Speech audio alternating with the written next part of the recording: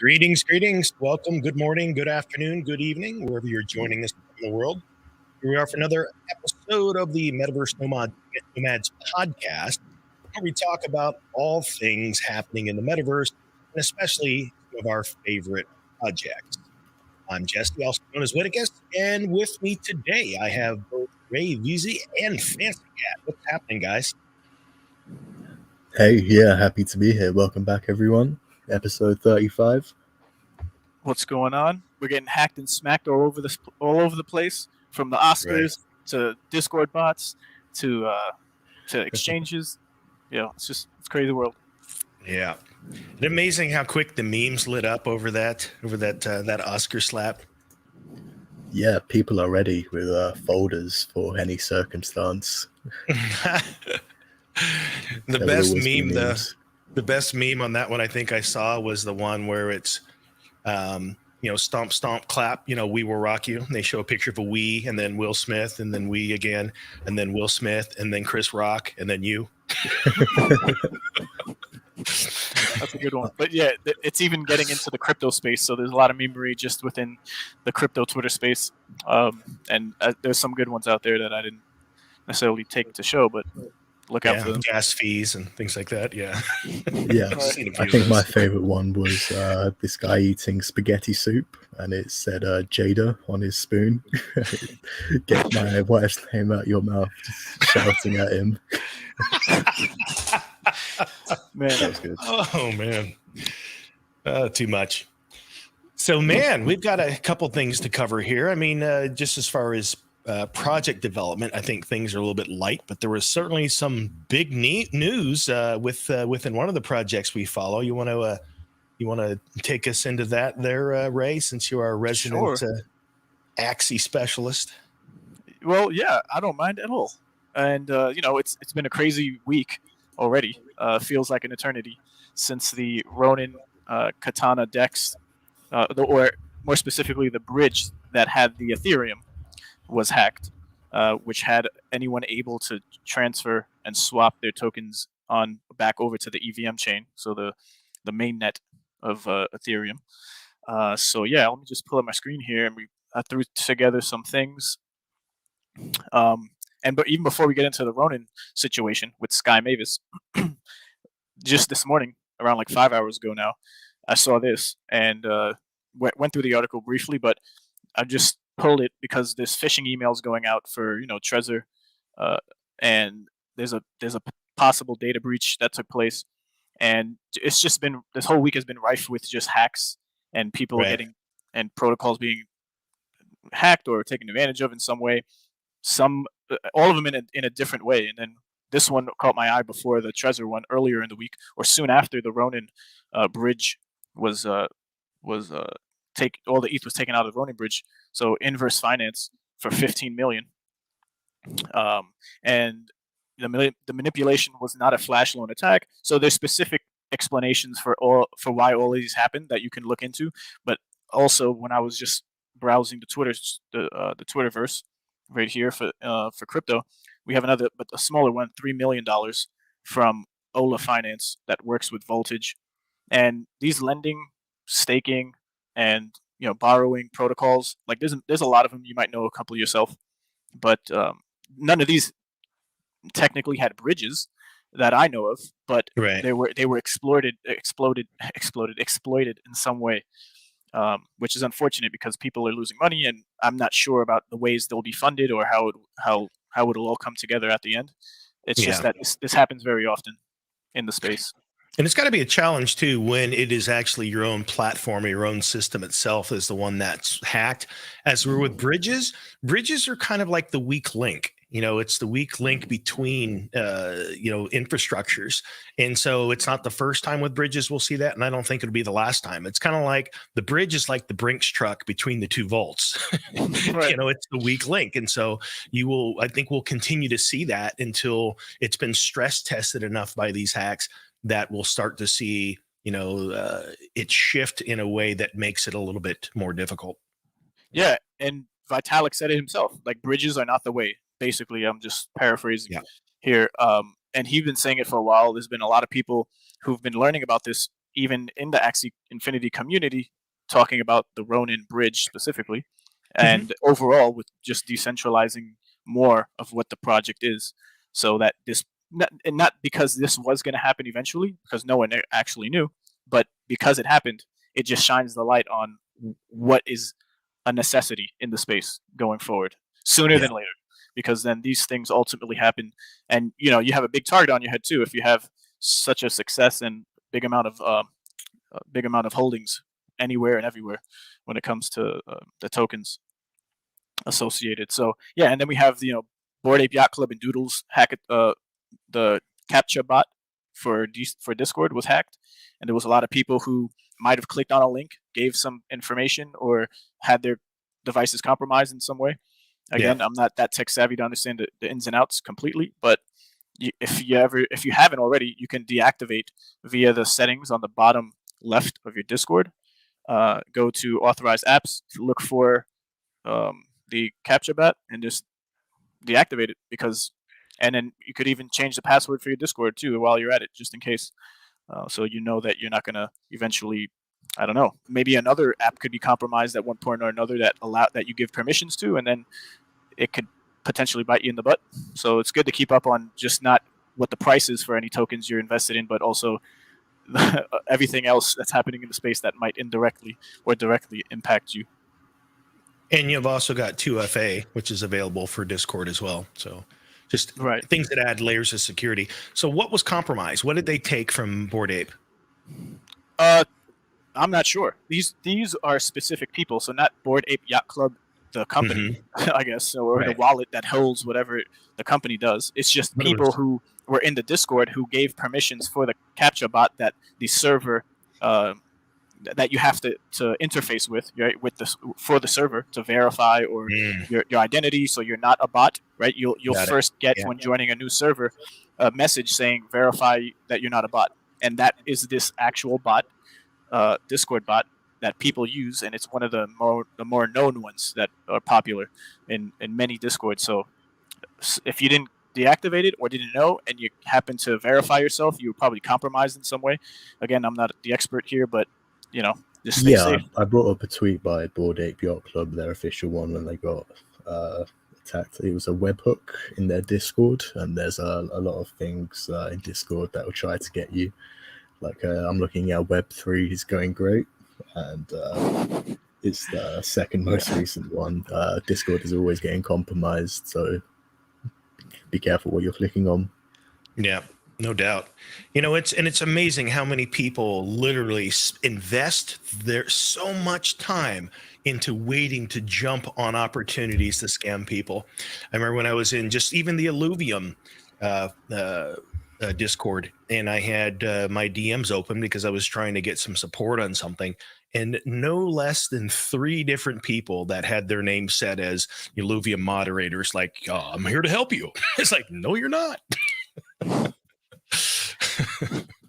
Yeah, usually there was a funny meme, not meme, but someone took a photo of how they go about dealing with people who ask for their seed phrases because they're support and their mods, and they ask for the 12 seed phrase word, right? 12 words for your seed phrase, and he ends up doing the Rick Rolled lyrics, so never gonna give you up, and he just posts all the 12 words, and then it's hilarious. But then the hacker, right? He asked, "Are you sure these are the words?" And the guy says yes. So this man or woman, whoever was trying to hack, didn't even know that that's the actual lyrics of a song that's meant to be a troll. So you just never know out here. Can the devs do something, guys? Can the devs do something? Call the dev hotline. Right. But unfortunately, that's not the case. But yeah, moving on. Now we got the supposed largest hack in history, which we'll go over, which it's not.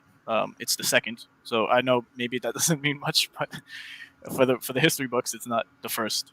But yeah, there was a security breach on the Ronin network on March 23rd, and by this time you guys are all caught up. But there was 173,600 Ethereum and 25 million USDC drained from the bridge in 2 transactions. Equivalent was about what, 620, something like that, 620 million. No, so at the time Ethereum was worth $3,032. So that puts it around 512 million. around about. So that's on the blockchain, verified from when the funds were released. So every major, which we'll get into, news sources claiming it to be the number one, and it's a shit show as far as like the actual facts of certain things. But yeah, the Ronin Bridge was exploited. Right here, the key points: the Ronin Bridge and Katana decks have been halted until we are sure that the network is safe and resume activity. And we're working out with law enforcement, forensics, cryptographers, and other investors to make sure that all funds are recovered and reimbursed. So that's the usual spiel of when something like this happens, to quarrel the emotions. To ease the emotions, I guess, of many people. But here is the Substack article that the Sky Mavis team updates regularly when there's any updates regarding the funds and things that they're doing to rectify everything. You can also check out the official Discord for Axie, and they have an investigations tab that you can keep up with if you don't have this link. But it's all on the Discord or the Twitter. And just wanted to run through this and make a point here, because there's a lot of kind of misinformation or not a great understanding of what actually happened. They just see money leave and goodbye, and it's gone forever. But just quickly, Sky Mavis Ronin chain currently consists of 9 validator nodes. In order to recognize the deposit event, a deposit event or withdrawal event, 5 out of the 9 validator signatures are needed. So the attack managed to get control over Sky Mavis's 4 Ronin validators and a third party validator run by Axie DAO. So the validator key scheme is set up to be decentralized so that it limits an attack vector similar to this one. But the attacker found a backdoor through a gas-free RPC node, which they abused to get the signature for the Axie DAO validator. This traces back to November 2021, when Sky Mavis requested help from the Axie DAO to distribute fee transactions due to an immense user load. The Axie DAO listed Sky Mavis to sign various transactions on its behalf. This was discontinued in December 2021, but the allow list access was not revoked, which is why this all happened. So once the attacker got access to the Sky Mavis system, they were able to get the signature from the Axie DAO validator by using the gas fee RPC. We have confirmed that the signature in the malicious withdrawals match up with the 5 suspected validators. So there's way more information on the actual website. And since then, the validators have been swapped or renewed. So no longer are they the ones that were compromised, which are the ones in red, and they've been replaced and are active. So there's some reassurance and some speedy recovery on the validators end. I was looking at a number of different opinions, thoughts, and scenarios about this thing, and so you wonder, like, okay, so what was the motive? A lot of people were wondering, is this like a white hat hacker that's looking to just claim a percentage by pointing out, hey, there's a hole in your system? When you have that much money there, you're not going to get away with that. Everyone can see the transactions. You're not going to be able to wash it through a crypto tumbler. You just can't. It's too much money. So one of the things that CTO Larson suggested, which makes perfect sense to me, is that the way that a person could approach that group of people, whoever it was, would be to just use that to crash the market, let it sit in a wallet, and never even have the goal of getting that money, but to crash the market. So that way you could short whatever currencies would be impacted by it. You could probably do something to approach it that way. The problem with that is that no one really knew for what, 5-6 days. And is that still the case? Do we know that was like a period of time where no one really knew what was going on? Yeah, that's the craziest part about the story for me, how they didn't realize until a customer wasn't able to withdraw their funds. Yeah, 5,000 Ethereum worth of funds to bridge back to the EVM chain was the reason, was what brought to their attention this happening, but only until 5 days since the initial withdrawal of the 6 million. 5.5 million. So imagine if that was your goal, to bring the market down, and instead of it going down, it just goes up like a big jump for a couple days and does the complete opposite. And it didn't come down until on Wednesday, I think, is when when news broke, and all of a sudden at least like Ron token dropped to about $1.80, I think, and it was up around 212, 220 or something at one point. Yeah, so the prices did see some type of movement, but so it's a shame that it happened and how it happened, and then some negligence on part of the team for not even having any alarms or updates or people monitoring it. There's a lot of talk in the community of saying like, how did this just happen, like period, and not nipped in the bud right after it happened or as soon as it happened. But yeah, just to get back on the schedule of the slides here, because there's a lot to talk about on that topic we just talked about. But just to my point, right? Tech Monitor down here on the right hand side is the article, and then they're sourcing information from Bloomberg, Business Insider, and it's literally not the right information. So if this says anything about your news, about the news you look at to get your information, it's just like with a grain of salt. Just have many sources, not just one, because that's actually not the total amount. In the grand scheme of things, it's still a very large sum. No one's discounting that, but it's just remarkable to me personally that people are just not as informed as they think they are. So, from my experience, and so Poly is number one. But on to shout out to Max Brand, a great community member for the Axie and Metaverse space as a whole. He's the big brain when it comes to blockchain, and he's done amazing things. So he had a nice thread explaining and going through things that people might not understand about what happened, and I just kind of chopped up some things and brought them together to go over real quick.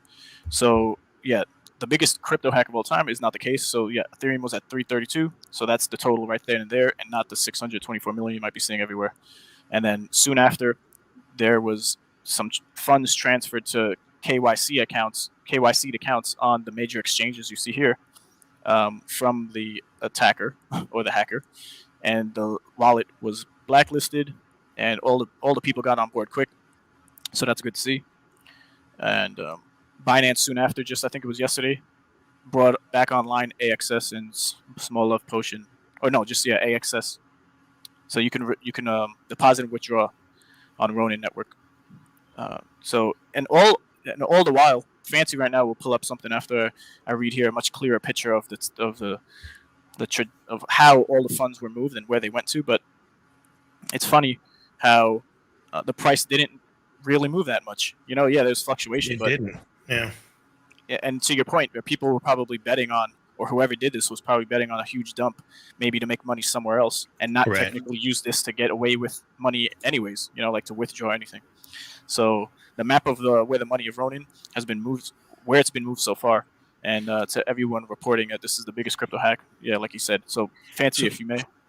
So what is the protocol at this point? So let's say that they're moved to a wallet, and everyone can see that wallet. So there's not like anything anyone can do from that point to access it, because that just they'll get nailed pretty quick. So what does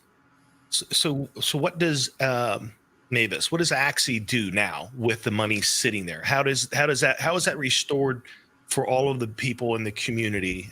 How do they bring it back to normal?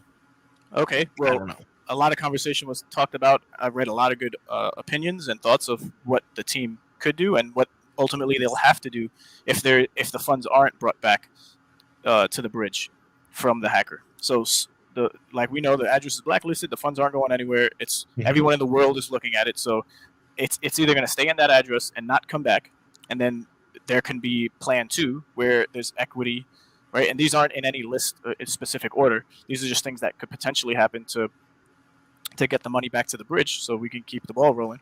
And it could be equity given up, so percentage of ownership of the company and the valuation of all that to their investors, right? And then another one could be a loan given to Sky Mavis by any one of the partners or investors. And then there's an unlock period of AXS that is scheduled still for Sky Mavis, because they have AXS locked up and they could pay it off when those unlocks take place over time. So it's not like there's no money to be had to fix this at all. There's a couple of things that could happen. So that's another one where they have a loan given to them. And then there was an interesting Twitter from a community member saying if everyone was able to invest $600 to own a piece of Ronin, right? The company Sky Mavis. Then it would be $600 for all 3 million people who play the game, and that would total the amount of money needed to get the bridge funded again. So, yeah, highly unlikely that's going to happen. But yeah, I'm sure they have cards up their sleeves. And I think it was a psych out who always had a fear that he expressed verbally in multiple interviews that he had over the course of the last like 5 years or 3 years, not five, but like, yeah, about 3 years of these things happening. And here we are, it happened. But I'm sure that there was some type of plan. There had to have been. Maybe not for it happening or preventing it from happening, but after the fact. But yeah, at this point, no one knows really anything but what's given to us and what maybe the blockchain people can pull out and understand for themselves and share with the people. So yeah, still ETA on the official plan. But yeah, this is important information here that could clear up a lot of people's questions. So on the Ethereum chain, there's the AXS token, and this is all for AXS, by the way. It doesn't say anything here, but this is all AXS in circulation on Ethereum that was just minted the day before they closed off the exchange. And I'm talking about Sky Mavis. They closed off Katana Dex, and they withdrew the 25 million AXS token to give out rewards to the top ranking arena matches and their winners. So there was a lot of talk about why 25 million, because that's what the contract called for. It was a one-time withdrawal, and there wasn't anything you can do other than take it all out. So that should clarify some questions, because people were thinking they were going to use these funds to pay off investors or to use to fund the bridge, and there was a lot of confusion there. And then Sky Mavis has 11%. So now we have on the Ronin chain, which was locked down completely, right? So funds weren't able to get bridged off to be sold, even if you wanted to. The circulating supply on Ronin is at 7 million, 7% staked, which is a pretty good amount still, even, to 24%, and then the treasury. So the price didn't really move that much because and it's surprising. It makes me feel good about it because we have all the Ethereum AXS that lives on Ethereum. It wasn't moved or sold in a way that kind of made the project look like it wasn't going to succeed in any way after this hack. So, yep. And then some more information, a great thread. If you follow Max Brand, you can check this out for yourself. But the missing ETH on the chain, right? He goes into very deep specifics on more information about it. I won't bore you here with it all because the gist of what happened we understand for the most part. And this was just about what I mentioned about the AXS being withdrawn, the 25 million, and why it was 25 million.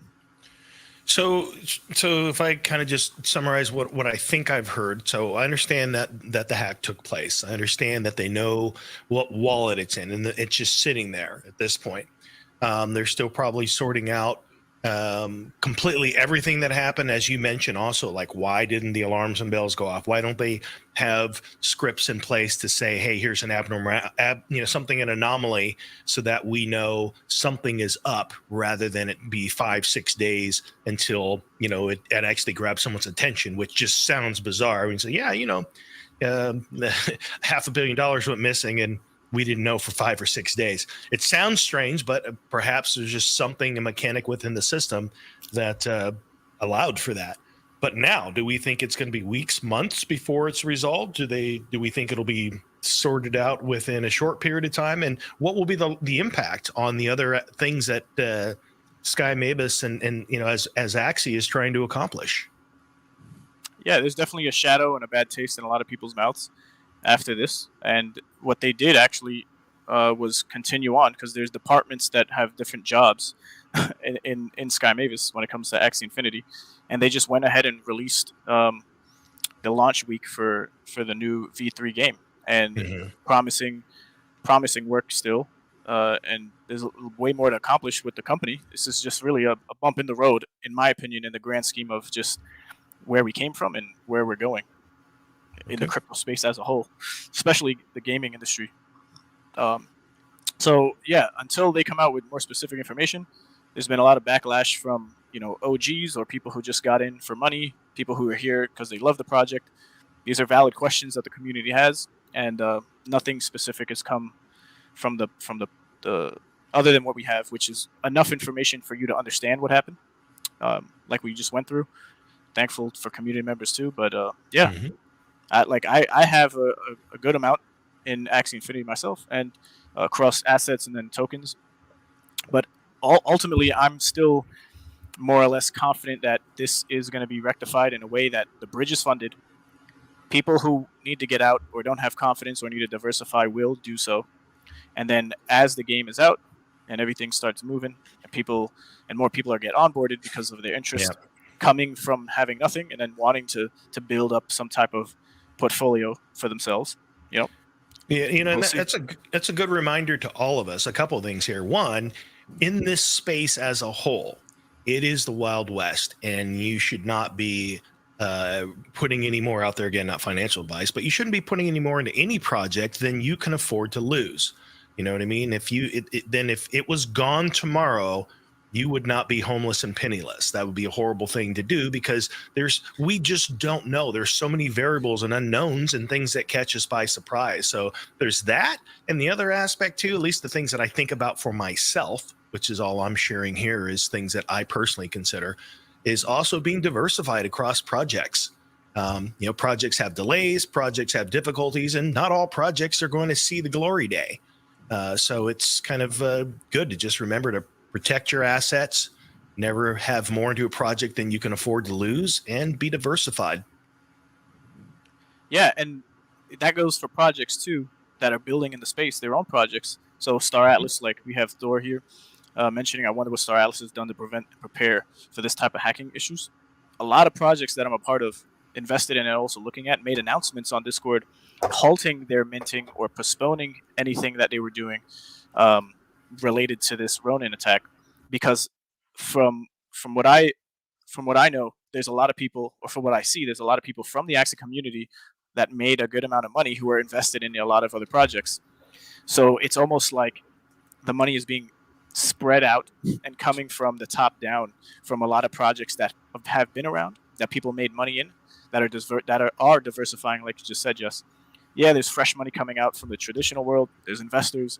There's all these things, but just in my bubble of what I've been involved in since I started, there's a lot of people who move with the flow of taking profits from the first project they were in and moving them into other projects. And then these developers have just now been just as affected, if not directly themselves, if they had funds in Axie Infinity. Yeah, Alluvium went through that big hack, and that delayed things for quite a while. It really depends how big the hack is. It can be a good thing in the long run, because they may, I know after the fact, Alluvium hired more like white hat people to go through their code and just make sure things were all right. Yeah.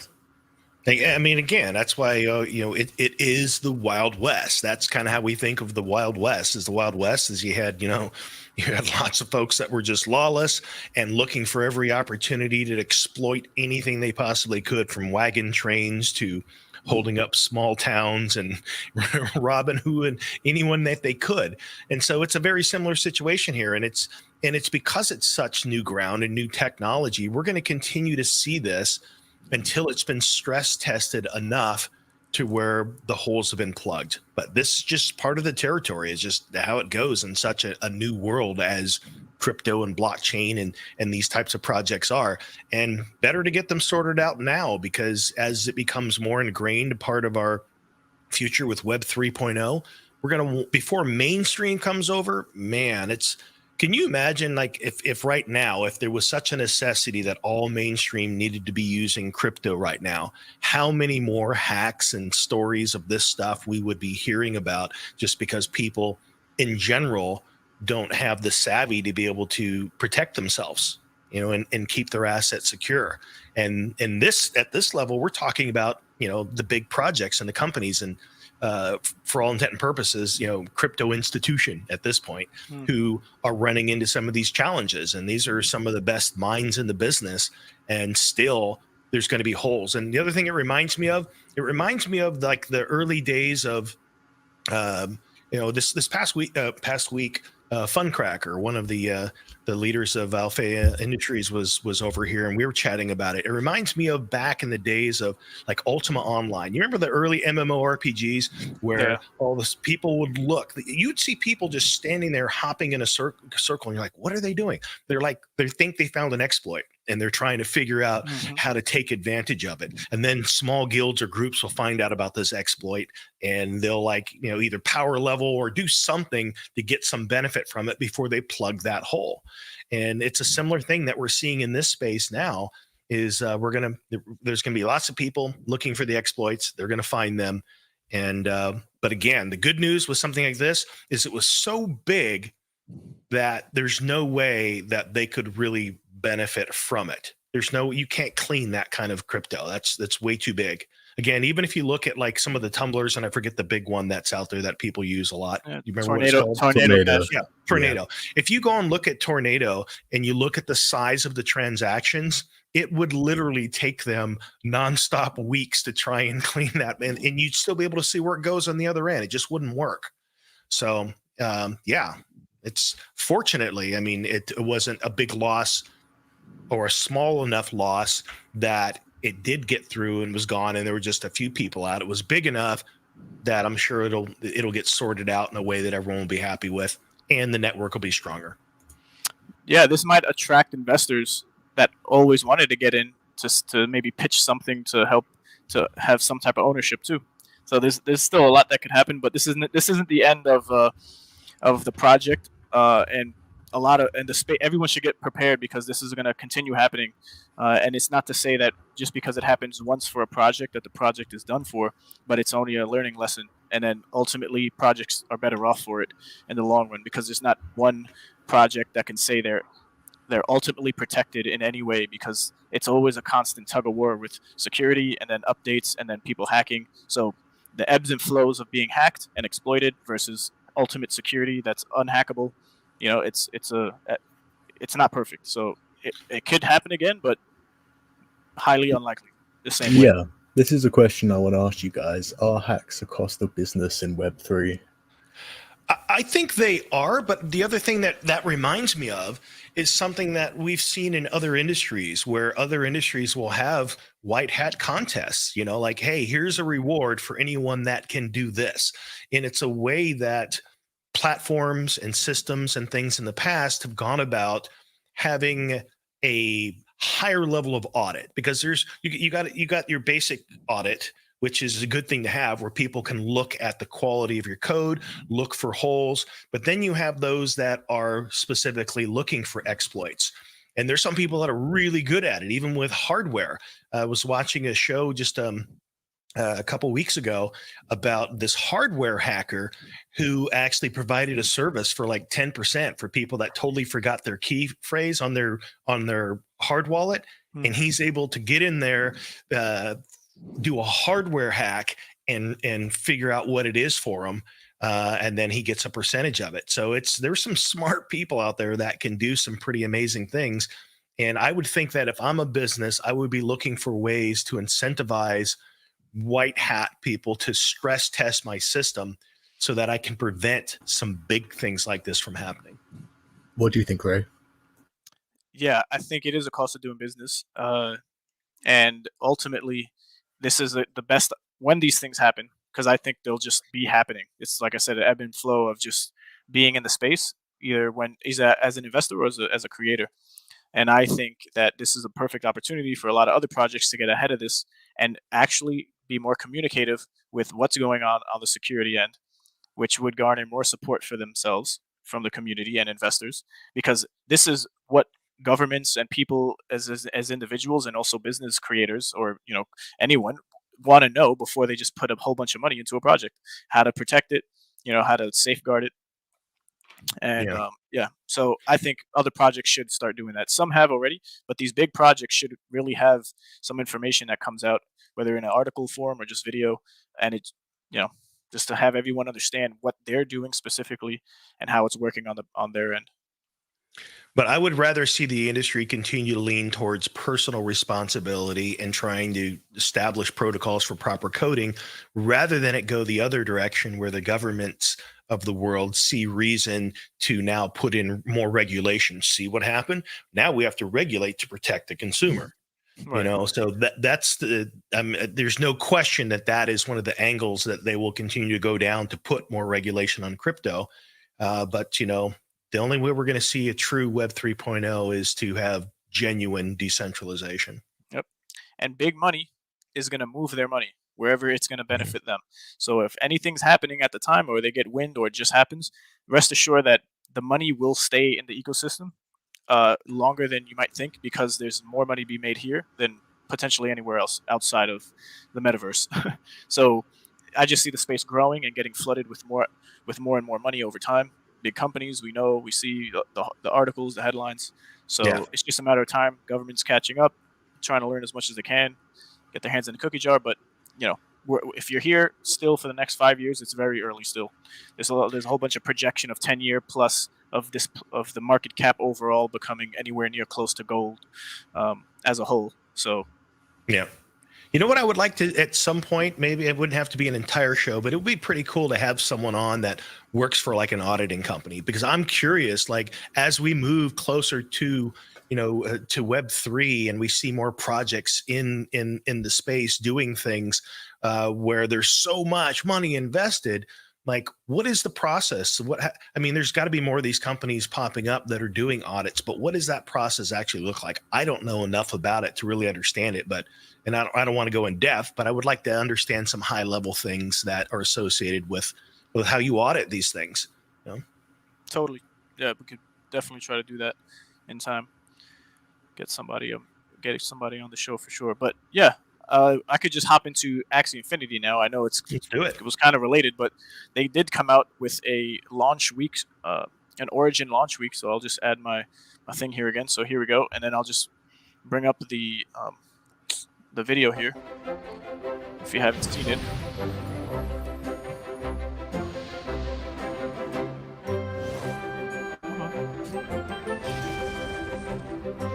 Forgive the lagginess if there is.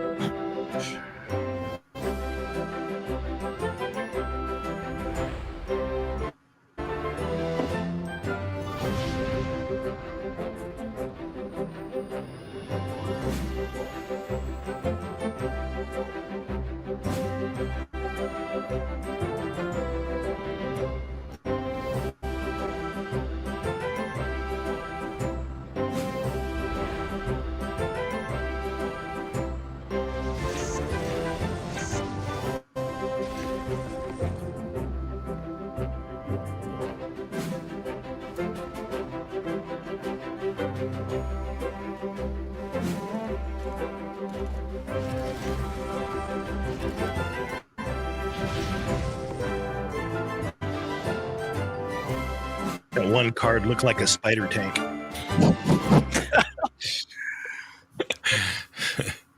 So here we go. Let's take this off. And yeah, so that was the trailer of Axie Origin V3, and the music itself gives some hope of the project after the hack of the bridge. Right, it's a more uplifting, holiday-ish feel. Yeah, it sounded like Downton Abbey. Yeah, that's hilarious. So yeah, they've come a long way. This is one of the things that they wanted to do for a while, and this is the schedule. So we have what's today, the 3rd, right? So the bird runes and charms are going to be released or revealed online. So there's been Axie Twitch, Bryson, and Zori, who's a Latma South American streamer, and they're releasing the runes and charms to the community so that we understand what we'll be able to do with those and the different compositions of builds that we can make for playing once on the 7th when the game comes out. So and then here's the continuation of it, and then ultimately on the 7th you'll have the game. So the starter Axie is going to be released The Starry Action lore is going to be released. A lot of stuff coming up, and this was always going to happen. It's just, we had that hack of the bridge, and if this is all going to come out to be a success and fun to play, and it's going to bring more people into the project, then people might reconsider selling off their assets, maybe. But again, it depends on your personal financial situation. But I did have an idea before we get into this slide, which is pretty self-explanatory. I think that the Binance released the selling of AXS, right? Or they opened up for AXS, just to keep it short and sweet. But I'm thinking maybe there's some communication amongst, this is a theory, there's no fact behind this, but if all of these exchanges work together in a way that release or give the ability to transact with AXS over weeks instead of all of them at once, maybe you'll see a less of an impact of people selling, because you might have people coming in, investors having more conviction in the project after this release of the game footage and the gameplay on the 7th, and the game being released. So, hey, you never know. But yeah, you could definitely check out some footage of the gameplay as they played on Twitch, and you could just search up Axie Infinity on Twitch, and you can watch a good 2 hours of G-Host playing with the rest of the team. Go ahead, Jess. Oh, I'm just curious. So, as things begin to develop for this new iteration of Axie, who is the target market? Is it like, will scholars really be able to make enough for them to maintain their interest in it? Is it now just for enthusiasts of the game itself?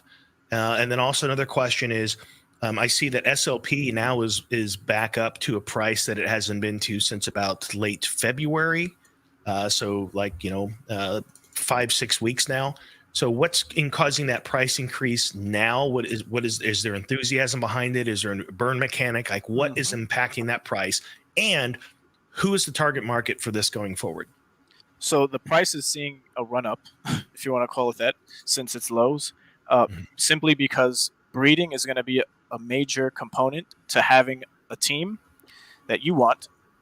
As you have already been able to breed different compositions with different body parts with different classes, but then it's mainly because runes, moon shards, and runes are going to have to be crafted, and you can only use SLP as one of those ingredients to craft these runes, which are seasonal, and they'll switch every season. And I'm not sure what the length of the season is.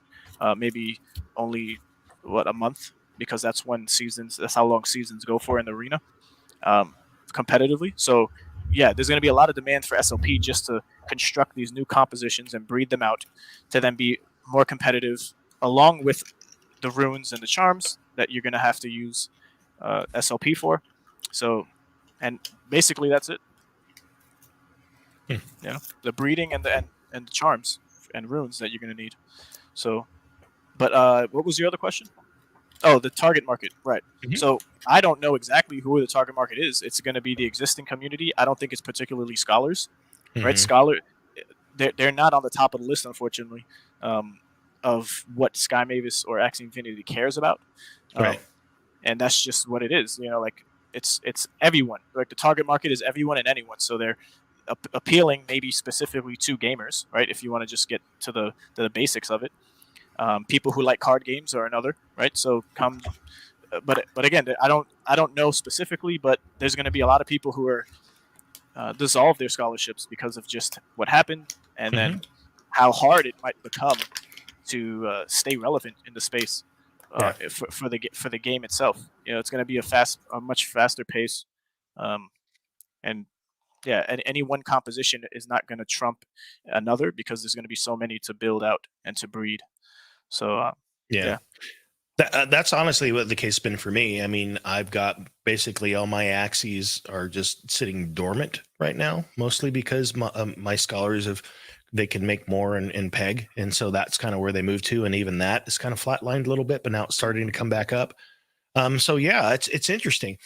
I'm curious, like, as it relates to that market, because it's a huge market, and also it did something pretty astounding. It was the first project, I think, that and grabbed as much attention as it did. And we've talked about this a lot on the show, but it's still significant. When we look back 20, 30, 50 years from now, it will still be worthy of a documentary. I know they already did one, but it will still, in the light of how things developed in the future, will be worthy of study, going back to how here's a game in the crypto space that created a living wage for people in countries that are developing. That was a huge thing.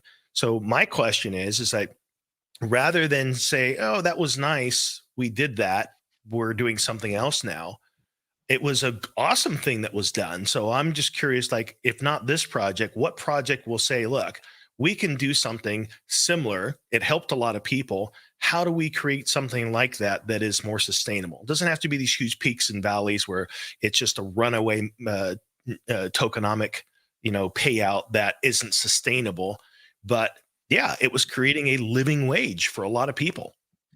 I'm just curious, like, how that becomes a thing. We're like, oh, we did that, but that's really not our focus. But it helped us get here. And if not them, who will step up and do that?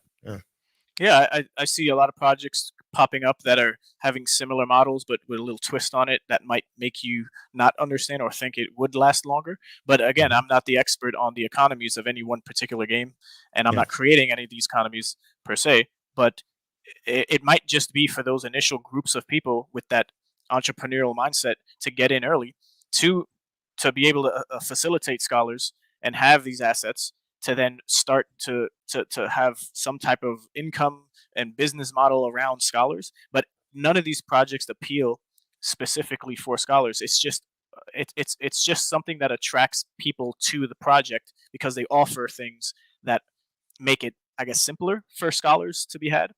But ultimately, the economies are what needs to be focused on, not scholarships, right?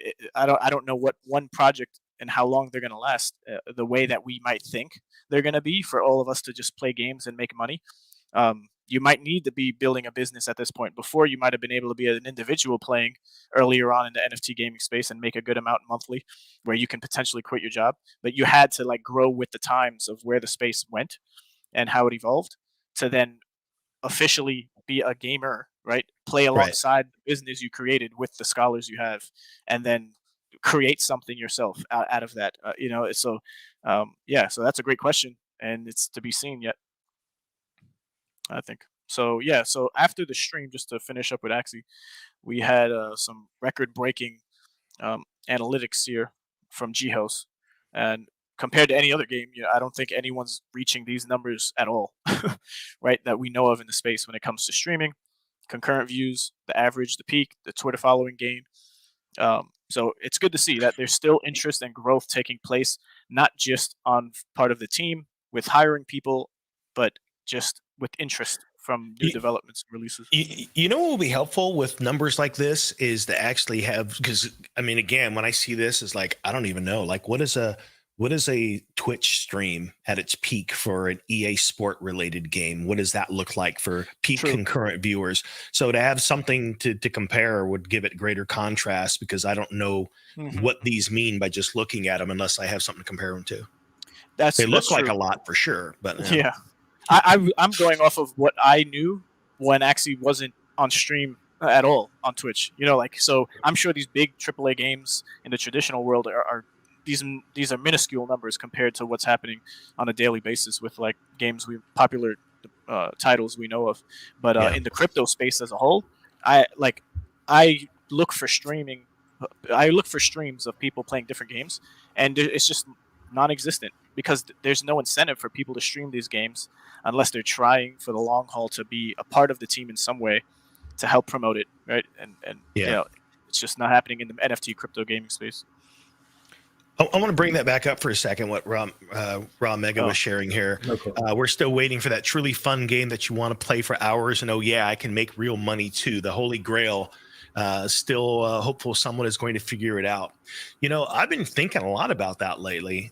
We've been talking, we kind of sidebar and in our own Discord about there's a lot of games that come out, and a lot of the projects now are pretty much established on the Ponzi model, which means that eventually they're going to burn out because it's completely dependent constantly on new people coming in. There is yet to be a project that seems to figure out the economy is such as to where it can be stabilized. It's either peaks and valleys, it's starting out high and then dropping down endlessly until it's done, but nothing that seems to really stabilize. When I think of a game like that, and one of the first games that I really got excited about in this space was Mirandus, because of the idea of figuring out a way to stabilize economy associated with a fantasy game like a World of Warcraft, for instance. I mean, imagine if you had the opportunity, let's say that you wanted to become a, I don't know, like either a miner, but you're mining rare metals, or a blacksmith, and you're honing your skill over time,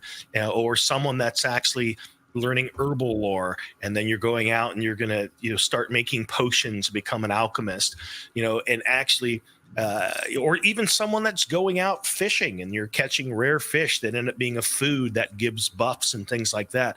Ways that people can actually participate in a game economy that is fun, that they actually enjoy doing those things, but it actually yields them a return where they get paid for doing it. That is the mark that it's going to be really exciting when the day comes that someone hits that. Yeah, I totally agree, and I do believe it's coming. It's just going to take a pretty long while, and a lot of testing to be had. The trials and tribulations of the one who is trailblazing it, and that everyone else is copying, basically, is Axie Infinity, right? Some people are doing some other things in DeFi, not game related. That might be gamifying the DeFi, but ultimately to have every item on chain, that's a fish to a sword to a cloak to a shoelace, right? And then having all of those have their own in-game price on the market, tradable. It's a pretty complicated thing, and I could only imagine that projects are waiting for the shortfalls or accomplishments of others who are bigger than them to then learn, as we see with PegAxie from the Axie model, right? But DeFi Kingdoms does stand out to be a little farther ahead in a sense of having all of these things on chain operating in a way, but just with limited utility already. So I think it's pretty interesting. Yeah. Does it meet this criteria? Is it something that you could see yourself playing for hours, even if there was no compensation, or does that piece still need to be found? It still needs to be found because Adventure and PvP has yet to be released, which is soon coming. Yeah. So if you didn't make any money, I would still think it's great to play. I like those types of games, right? So a lot of these 2D like battler games, like we see with Axie, DeFi Kingdoms. I guess these are the more simpler games to create in the beginning, and then to build off of, and to change in a way that makes it more of a, that's why they have these land components where it's just like land is coming, where it'll be a more complex system that's more entertaining for a larger group of people who are gamers, instead of just 2D click and go battle. If you win, number go down, and then you get experience. So not yet with DeFi Kingdoms, but just like many other projects, they're well on their way, and the team's great. So. And it serves as the educational component too for people really understanding like how all of this comes together in the DeFi space. Yeah, so we have Ember Sword mentioned as one of those games, and it's not as, it's a more simpler type of approach with Ember Sword, from what I understand, and it's just skins. So that's a simpler approach for a game developer to incorporate NFTs or anything, game related, like NFT gaming, metaverse related, crypto related. So it's one way to get money into the ecosystem. Right. So that we're definitely bullish on that game. Yeah, and compared looking to like forward Star to Atlas, it is like a lot more right complex. What we look at mainly. Yeah, But we were the sword is interesting. right. Yeah, these the games that we're talking about with these worlds that we're talking about are just, everything is on the blockchain, all the items and the potential to make money and have multiple types of markets within the game is just like something that's going to take much longer than, I guess, Ember Sword, which will attract a lot of people into the space, but just able to earn from transactions within certain plots of land, and only really selling skins from what you earn by playing. So skin model relies upon having a game that's worth playing, really, unless you can earn a lot with the skins, I guess. right. So just to quickly wrap up with Axie. So over time, we'll introduce more powerful NFT-based charms and runes, most likely after the alpha window.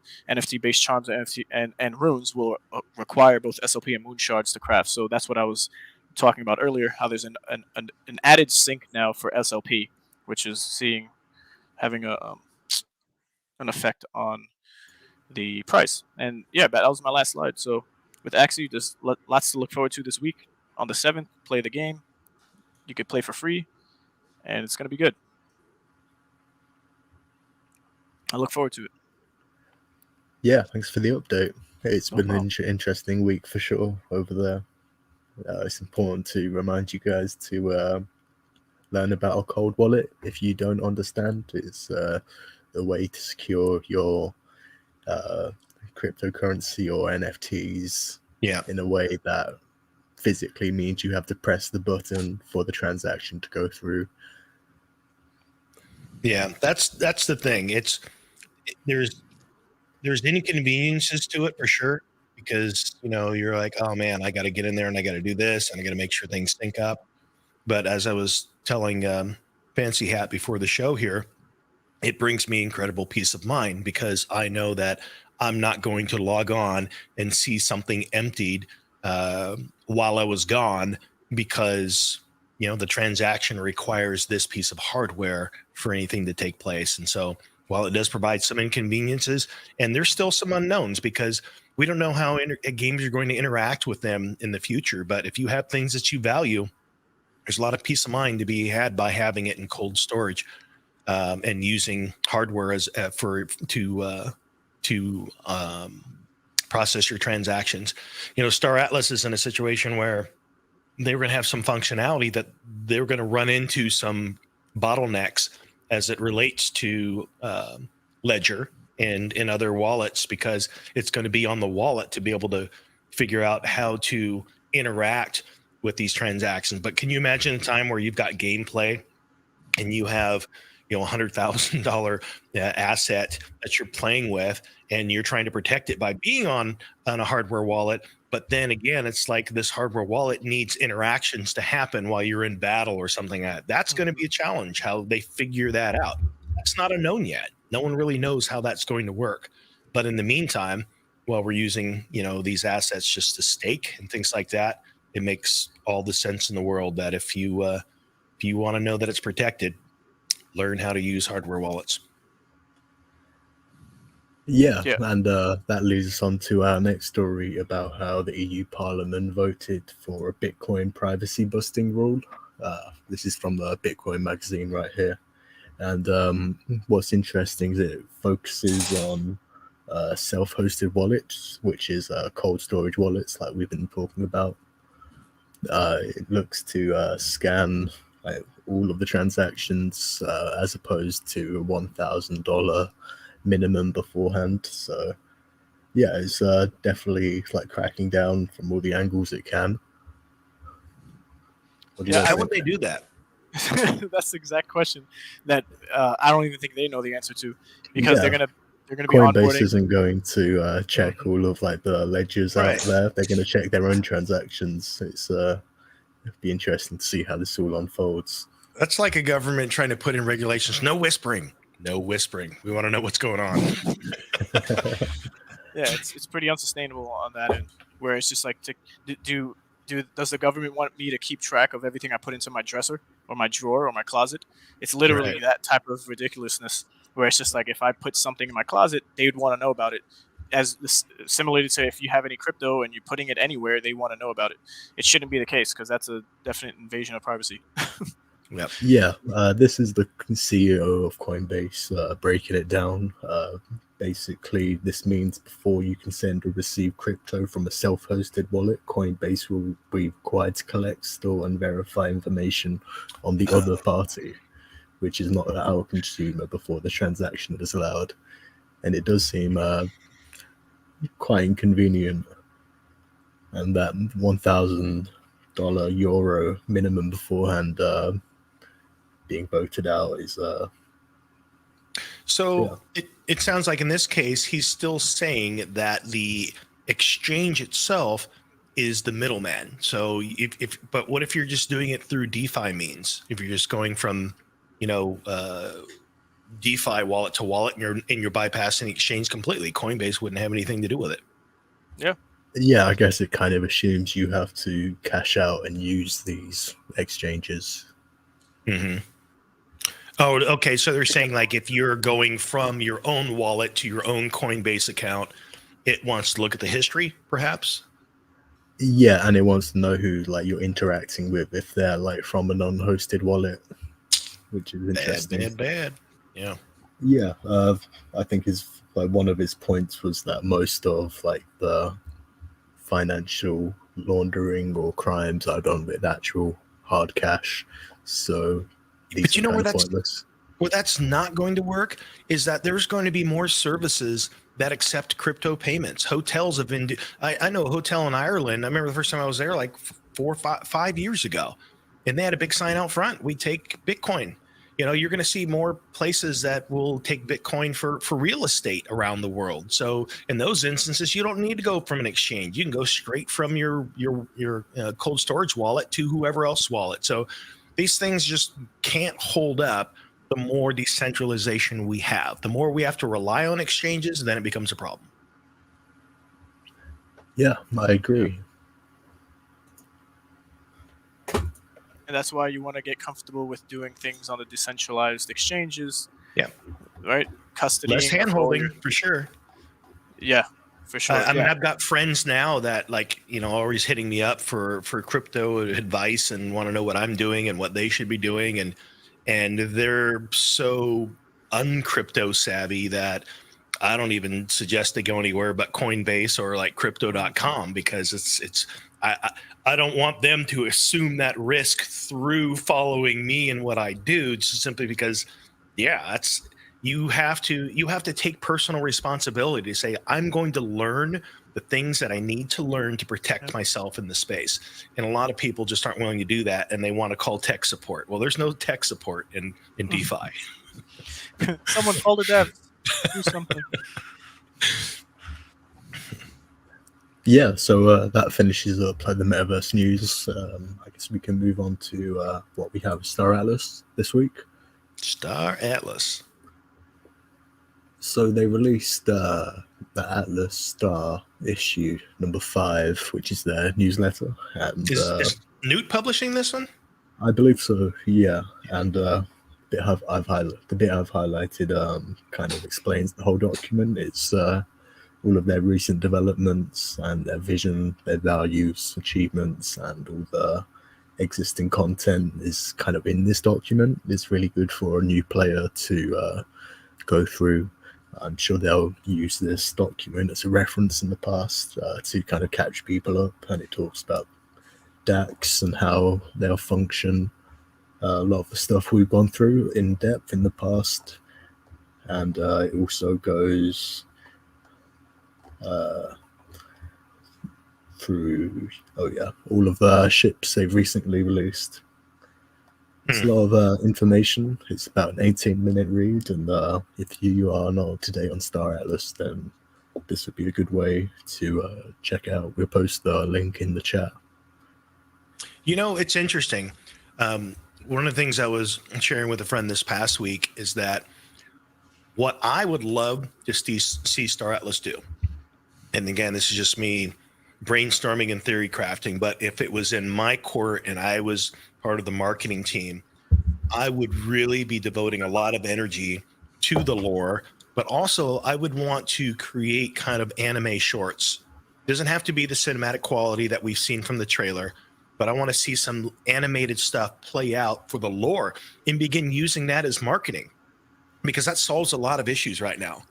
The thing that has stalled with the price of Atlas, even though Atlas and Polis have been again to come up a little bit there, the big lag is that the community is not really growing right now. Bottom line, so you can't sell more assets into a community that's not growing.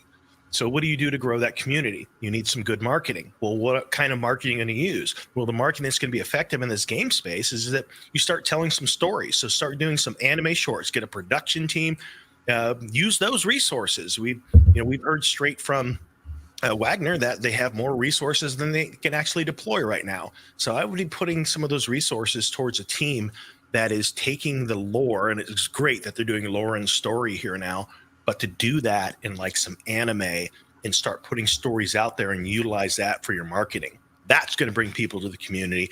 That's going to bring those people that are going to buy those new ships that are being sold, and all at the same time not depreciating the existing value of the ships currently on the market. So just my thoughts. I agree. All of those Unreal Engine 5 people will be useful when they want to create things like that in future. Like there are loads of studios or people trying to create like actual stories or series using Unreal Engine 5 just because of how good the graphics are. And I would love to see some of that. Yeah, some games do that. Like DeFi Kingdoms, like, you'll go back to them because of everything we talk about, that these bigger games, I guess, or that ones that were here before DeFi Kingdoms, that they're doing, or that what they're not doing is what I see DeFi Kingdoms doing on some level. So there was, for the perilous journey of sending your heroes on the adventure to the Avalanche Crystal Vale expansion, there was a 3-part series of an animation of that journey and what you might see. It was all there was no other than music. There was nothing else, but you can be entertained in that way and to learn through watching. So there's a lot that the team can do, and that's one way that I would love to see. And I commend Newt, right? Zach, Jose, I think his name is, right. Is it Jose or Zesk? I call him Zesk, Jose. right? Yeah. So, yeah, he's been onboarded. Congrats to him again, and he's been writing out these articles, and the lore associated with them. Yeah, and it was good to get something to refer to new people as well. So we can also look at some of the ship prices that have happened over the periods. Our Atlas Exchange lists all of like the price history. So this is the Calico Hero. You can see right now we're like kind of just below the average, just about 4,000, but it has gone up from the very, very bottom, which was a very good buy if you was around that period. What is the Star Atlas Exchange? Where does this exist? This is Interstellar's Alliance's website, I believe. Okay, gotcha. Yeah. Interesting. So yeah, I mean, it's that little comeback that we see there at the end over the past week. I mean, isn't that just all fueled by some of the large Bitcoin buys that are driving the market north? Yeah, it might be. All projects, yeah. We was at quite a low beforehand, especially considering how these went up to like 8,000 upon their initial release. Mm-hmm. Let's move on to Calico Guardian. There is none. And it did have a bit of a dip, but there is less price action among the bigger units. Now, are any of those are just those the big candles there? Is those the only thing suggesting sales? Yeah, each dot is a sale. Each dot. There's been that many exchanges of the Guardian. Wow, that's fascinating. Because I mean, what is the total supply? It's like see what it is. I think it's around 300, perhaps. Yeah. I might be wrong. So that's a lot of movement for just the 300 total supply. Oh, it's gone. What's that? Yeah, like the smaller the ship, the more price they will have. So let's 235 is the available supply. Yeah, let's look at the Opal Jet USDC. Yeah, look at that guy go. And it's currently at 215. Is this the jet? This a jet? Yeah. Yeah. Okay. So things are kind of on uptrend at the moment. But, it got on all the way up there to 330 for a while there, huh? That was back around February. When things go down, I prefer not to look, but on the way up, it's quite fun. Right. that passive income of whatever token it is from having having whatever asset it is staked, it helps with that. So I don't technically need to or care so much about the prices, but know that something's coming in at least. Yeah. Right. This is the Thimble Tree arrow we're looking at right now. You can see price one of a couple of them went for like 175. Crazy. Huh. Now it's at 90. Interesting. But yeah, the 90 is just the I'm assuming that's the ask, because Yeah, I mean, it's it's not quite the close ask, it's to the offer. the original price it was released at, and there is demand for the bigger ships if they do go on the market. So I don't think there's any tree arrows on the market right now, is there? Like, I've looked a couple times, like, I don't want to grab one, and nope, there are no open asks for an Atlas, and there are none in USDC. So there are none available this time. Yeah, except for Ray's. Hey, Ray, man, Ray, you want to Hey, sell your? hey. Hard times in the metaverse. and I'll fractionalize it, and we right. can all invest into it. Sorry.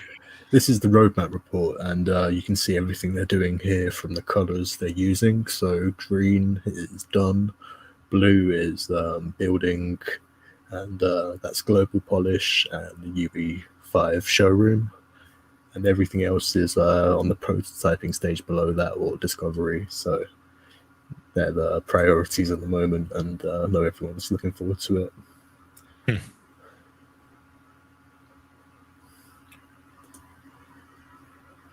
What do you guys think the experience is going to be once the showroom's there and you've been able to board ships? You think that they'll be injecting other experiences in there? There's been mention, of a town hall at some point, but what do you guys think that'll be like with having that many folks in there? And will you be, interacting? Will you be able to hear just as easy? Will they be able to mute people out? Like, what do you guys just think of that overall experience? What do you anticipate? Well, I guess it might be similar to like the Miranda's playtest, where they put a cap on how many people can join at once, and you're just waiting in a queue until people leave, or trying to get on at like odd times of the day. But yeah, I think it might have to be that, depending on what they're able to do and how far they've come with the servers and what the capacity for the amount of people. But yeah, I just can't help but be reminded of the traditional YouTuber Eve, Star Citizen, and the like of space gaming, and how much crap is being talked about Star Atlas without that much understanding, or even white paper understanding. There's a lot of YouTubers still who are talking about the showroom release and how the graphics were crap. The frame rates were so low, and then there was no textures in the ship when they went to the hangar, and all these specific things that, granted, yeah, they're true, but there was potential reasons for that, for why it was showing the frame rate so low, which was explained by the team. Some people who are into development of games and have a better understanding of how it all works were mentioning how they should never released it at all. Because now, if that's what you're showing for what people should get excited about, it's not really going to excite anybody, because it's what everyone else understands or sees that isn't as exciting. And it's more so for those WAGMI, we're going to make it Metaverse Star Atlas maxis, right? So there's an extreme spectrum that I'm kind of exposing myself to, from within the metaverse of NFT gaming, and then from outside the metaverse of NFT gaming. And there's people on the extreme sides in both camps. And it's kind of disheartening, but also I can't do anything but respect it, because everyone's on a different level of life and what they know from developing games themselves and then just playing the games.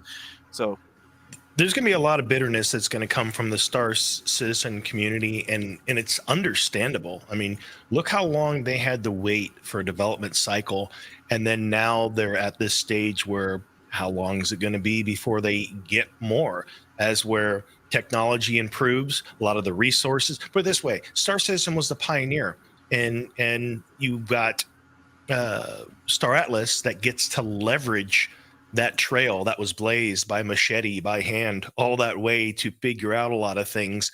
And so they don't have to do the same trailblazing. And so that's got to be frustrating for a community to see, another community being able to do some of the things in a shorter window of time, for sure. And we've seen some of that. And we've also seen the fact that there's been developers and people that have helped to create Star Citizen that are now developing and working on the Star Atlas project. And that's exactly right. I think it's hilarious that there's so many people emotionally invested to the point where they feel like something is being stolen from them as the gamer. Yeah. When all that you have, which is I guess the most valuable, is your time. So you wouldn't want to see all that energy and time putting into characters, ships, and acquiring and building into any one of these games just go out the window because half of the development team is being poached by a new industry gaming revolution, if you want to call it that, that's taking place. Which ultimately is going to happen. So that's why you need to really come to terms with yourself when it comes to playing games and then living an actual life in this realm of existence, right? In this plane, the physical plane, and then with your finances, it's just like a whole balancing act that everyone's going on a journey in. So yeah, we'll see how it all turns out. But if these people just going to stick with their games like World of Warcraft, right? There's a lot of crap that the team does that a lot of the community doesn't like. I watch these videos. I used to play, but not so much as many other people. And it's just like, why would you even? It's like an abusive relationship. Like, just get out. And simply and the same thing that people tell us in this community of NFT gaming. If you don't like it, like on Gala's side, there's a lot of times that Eric Schermeyer or Bitbender or anyone, even the mods, they would talk with people who were objective with either constructive criticism or sometimes just plain out. No matter what it was, whether it was a healthy type of dialogue that was trying to take place, or if someone just cursing their mind out because it's just like F this, F that. It was always, from my experience back in the day, it was just, if you don't like it, you could sell your NFTs. And yes, that's true, but there's a lot else. There's a lot that goes into this space. And if you're gonna be one of those people in the limelight, attracting all of this money that was here, I guess there should be a different approach, from my opinion. But yeah, I say this all the time as far as any one of these games, and Gala's included, that they'll be around. Everyone has different methods, and they all work on some level, just like these economies that these projects are trying to build that are sustainable for longer periods than other games economies, so people can make money. It's all a work in progress, and some will be more successful via their methods than others. So it's just choose your basket or baskets and get some eggs in there.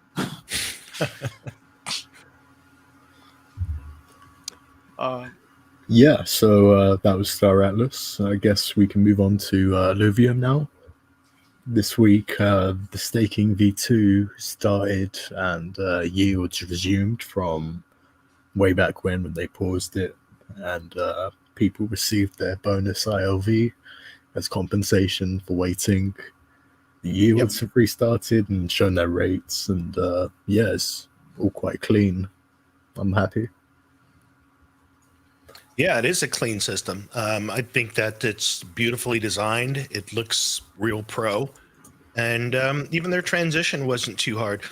The thing I really like about Luvium as a project is that they, from the start, it's how would I describe it? It seems like the team is really seasoned. Like I don't know where they've all come from, but even when they have delays and they put out delays and they communicate it in the way they address the community, it goes over really smooth. Even when they have bumps that other projects could stumble over pretty hard, they seem to go past those speed bumps like they've got some high-end shocks. Some high-end shock absorbers. I agree. Their staking is it's very. You don't need to check it every day. It just does its thing. The new staking tells you how much exactly you get each day, so you don't even need to work that out. So if you're not very committed to the investment, you just let that go along. You might look in the Discord every now and then, but if you are committed, they have all the screenshots and videos and everything in their Discord to keep you just to keep the drip feed coming.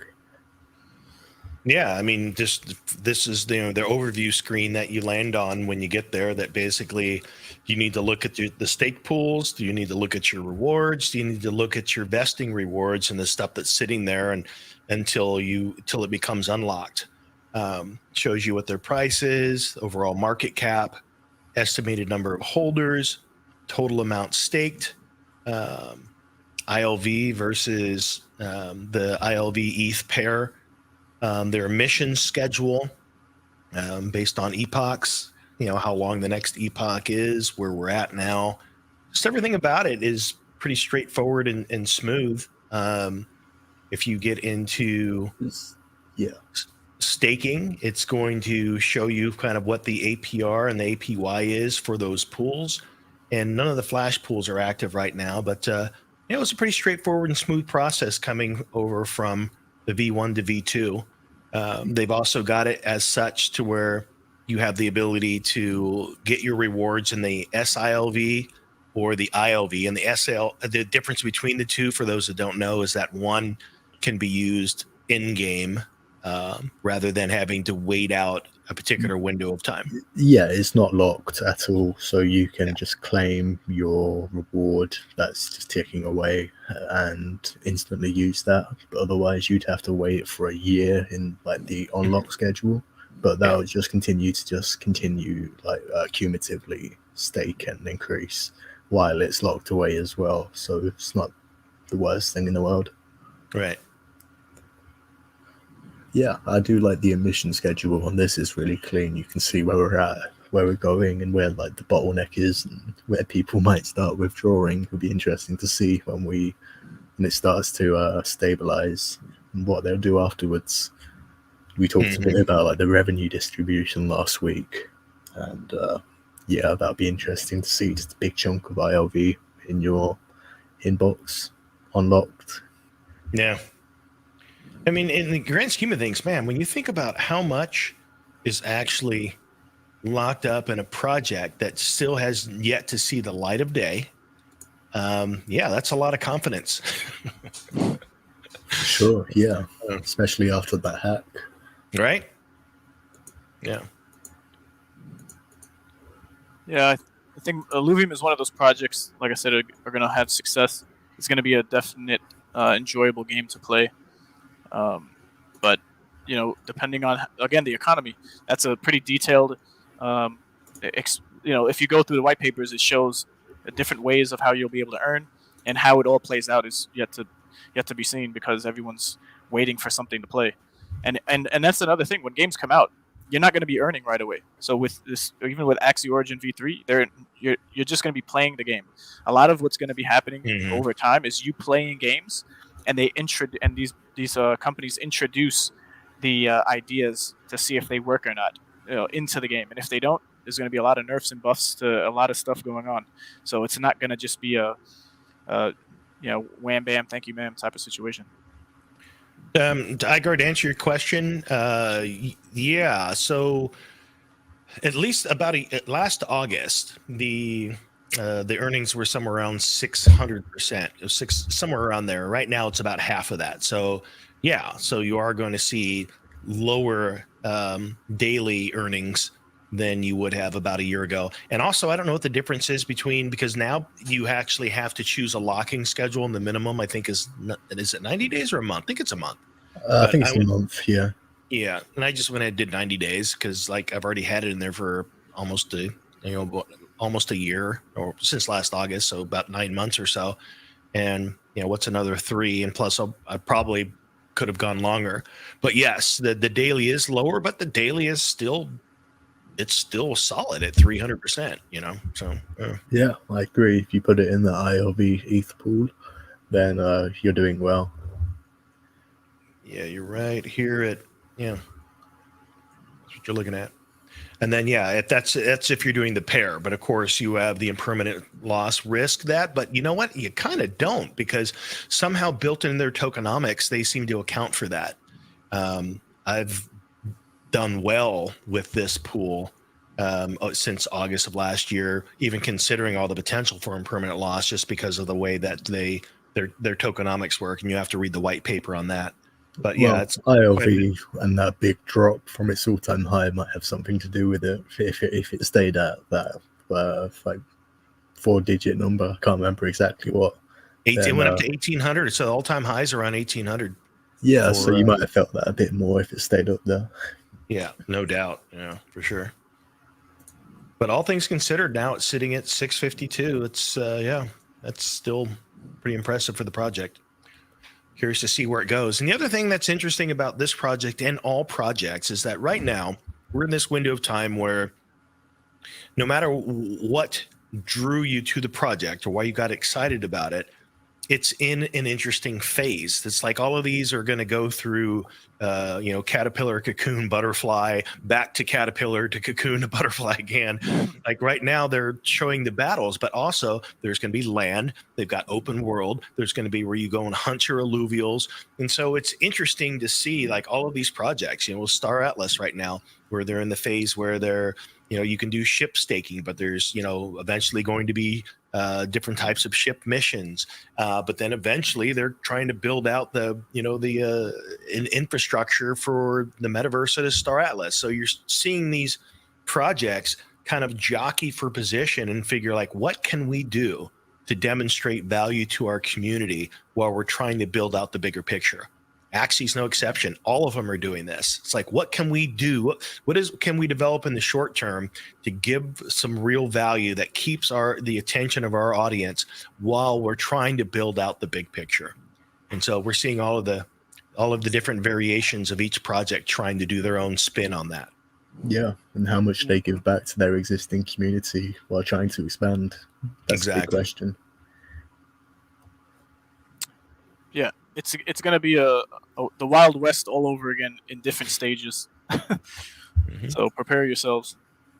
But yeah. We got anything else? I think that's Alluvium. Mm-hmm.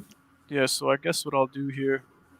Yeah, I did want to bring up some Miranda's stuff that was going on, but my computer is a little slow here. I got the quotes uploaded. Okay, great. Yeah. So I'll just go along then. Here's the first one.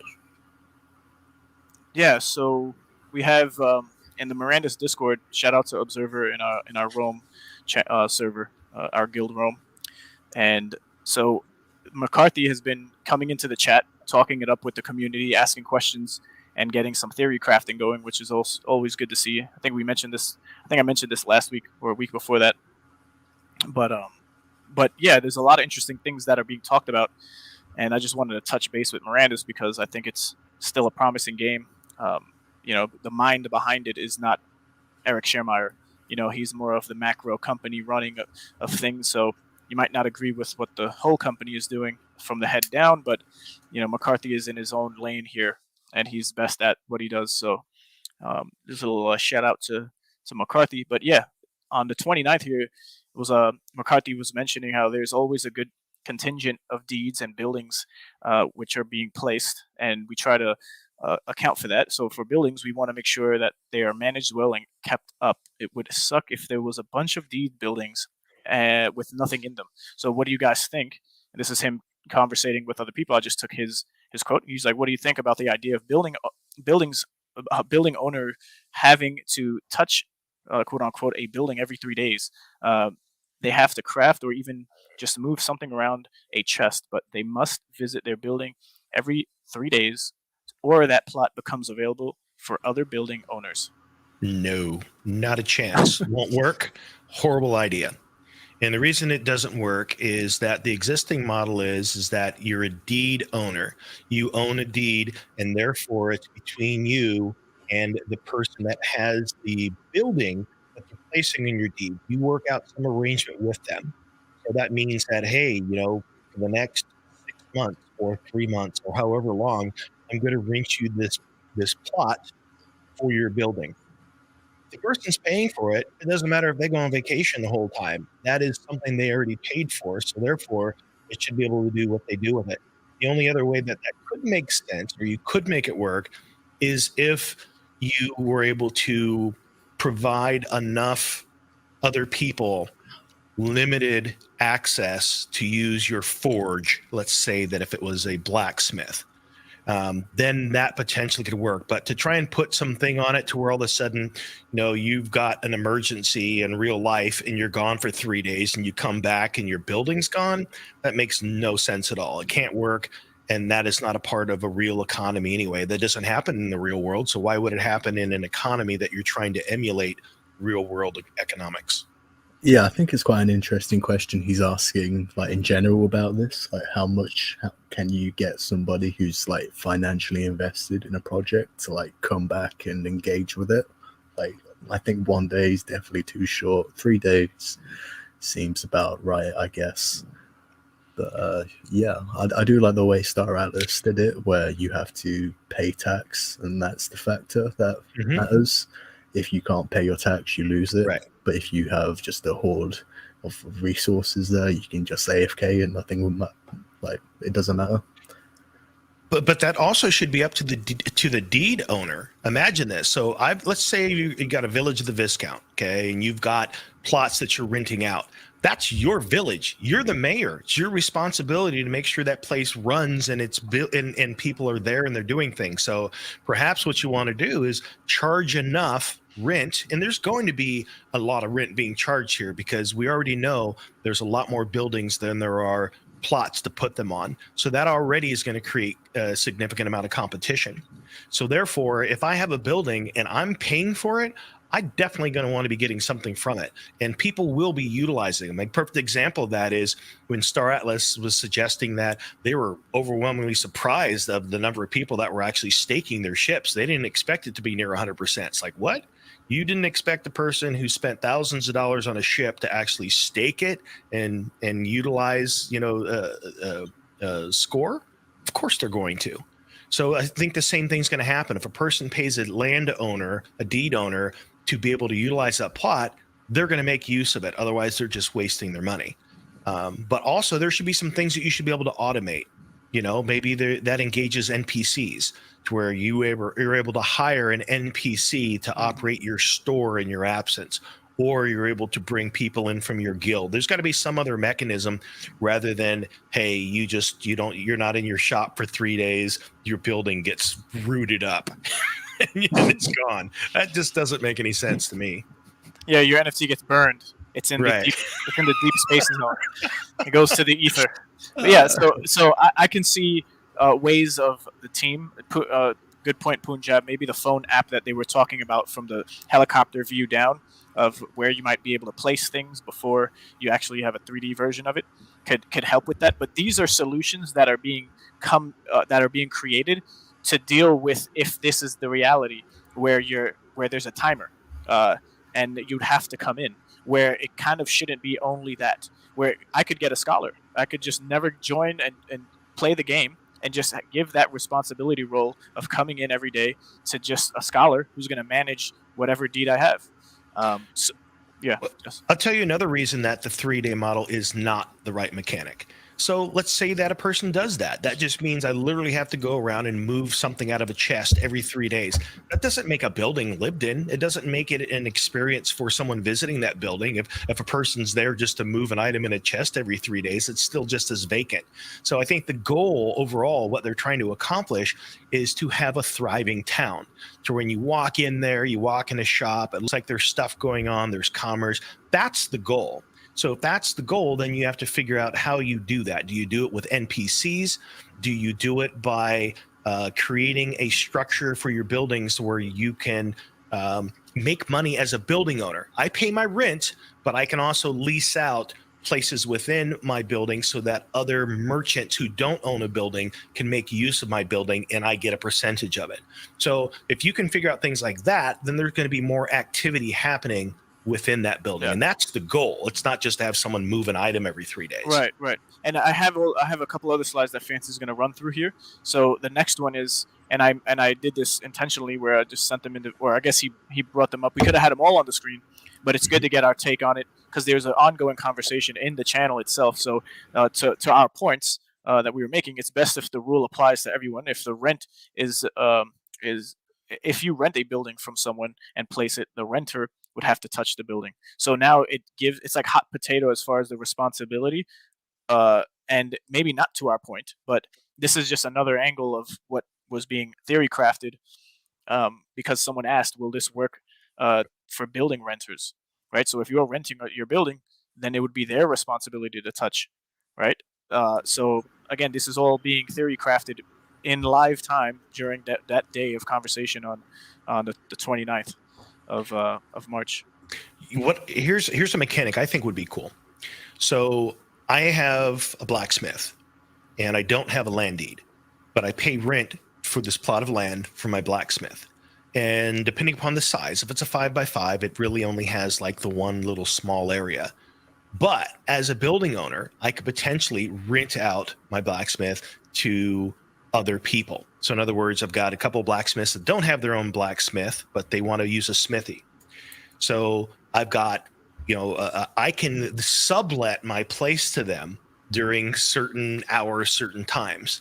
And so that way it's almost like you've got someone that's constantly there. Plus, even when they're not there, they can still, as a result of subletting from me, they can host their wares on my shelves and things like that. I mean, that's the way to kind of get a whole business kind of going, is to get more people involved. If the idea is just to only have the responsibility to engage the person that owns the building, I don't really even think they should have to touch it. The model should be, how do we keep this place busy and engaging so that when someone comes to town, the whole place looks like it's thriving and there's activity going on. Yeah.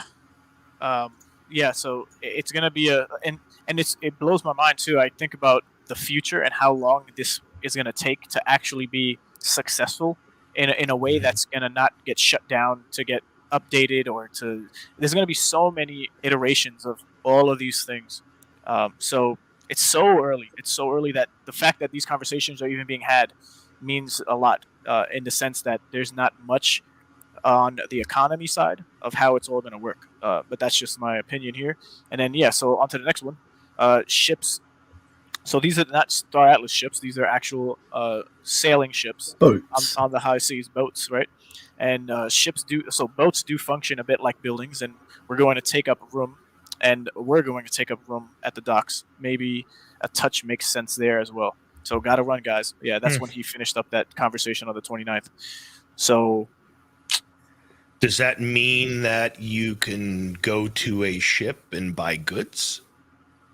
Can you go down to the dock and can you buy fish from a fishing vessel? Can you, if a person is a trader, can you, like going from port to port, can you buy straight there, or do they have to take their goods to a merchant? When he says they function like a building, that's when I think of a building. I think of buildings are things that you go into, or is it just going to be a vessel that transports people and goods? Well, maybe it works like so the sea deeds don't have any buildings on them, but they have capacity at the docks for X amount of building size. So that could be kind of like the parallel to buildings, how many ships you could fit into the dock depending on its rarity.